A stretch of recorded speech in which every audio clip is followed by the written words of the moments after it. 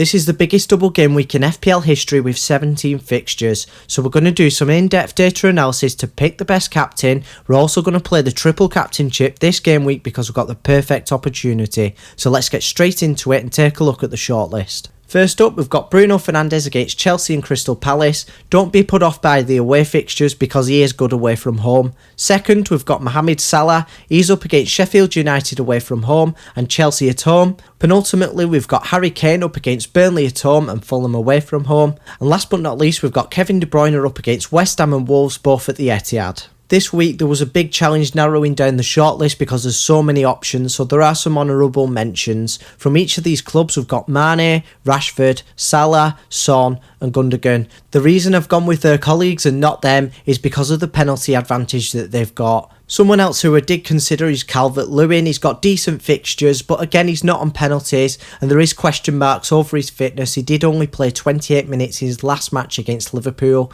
And I did take a look at Jamie Vardy, but he's up against two tough defences. Anyway, back to the shortlist. All the players on the shortlist have at least 4 return points per 90 minutes, and don't forget that Kane gets 1 less point for every goal that he scores as a forward. KDB has the highest figure and we can see why if we take a look at the underlying stats. We can see that he's by far the most creative player on the shortlist. He's also got the highest non-penalty expected goal involvement per 90 minutes because of that as well. It's Kane that tops the non-penalty expected goals per 90 minutes and Salah has the most goals per 90 minutes overall. Fernandes doesn't dominate any of the stats this season, but he is decent across the board. All 4 players are likely to be on penalty duty for their respective clubs, with the exception that if Aguero somehow does play for Manchester City, KDB might not be on them. Over the course of the last 5 matches, Bruno is in the best form by far. He scored the most goals and obtained the most assists per 90 minutes, and in that period of time he got 4 goals and 3 assists. Something that's worth mentioning is that United have scored the most goals in the Premier League this season as well. Salah has matched his goals with 4,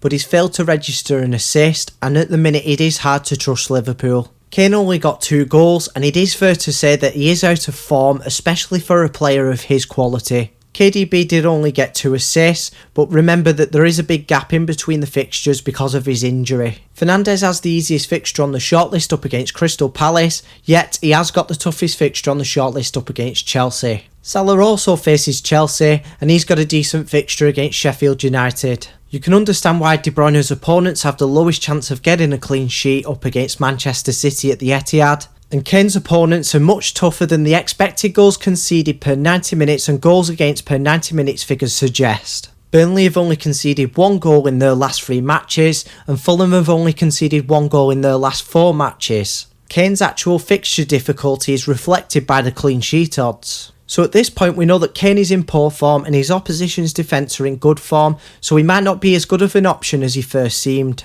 This game week De Bruyne is by far the most likely to obtain an assist and Salah is the most likely to score by a small margin. The Egyptian also tops the Fantasy Football Hub points predictions by 1.2 ahead of Kane and the Fantasy Football Fixed points projections by 0.3 ahead of Bruno. Salah will definitely have 8 days rest before his first fixture and 4 days rest before his second fixture. Whilst this video is being recorded, United and Spurs haven't yet played their European fixtures. United are 4-0 up on aggregate and Spurs are 4-1 up on aggregate, so I'm not expecting Bruno or Kane to play in them matches. If both players don't feature in Europe, they've got an ample amount of resting time just like Salah. Manchester City have a very important fixture against Borussia Mönchengladbach in the Champions League, so make sure you keep your eyes peeled for KDB's minutes in that one. If I had to bet on one player that gets the least amount of minutes out of these 4 on the shortlist, it would be KDB, so we're going to eliminate him at this stage and we're going to pick a player that we think is going to get as close to 180 minutes as possible.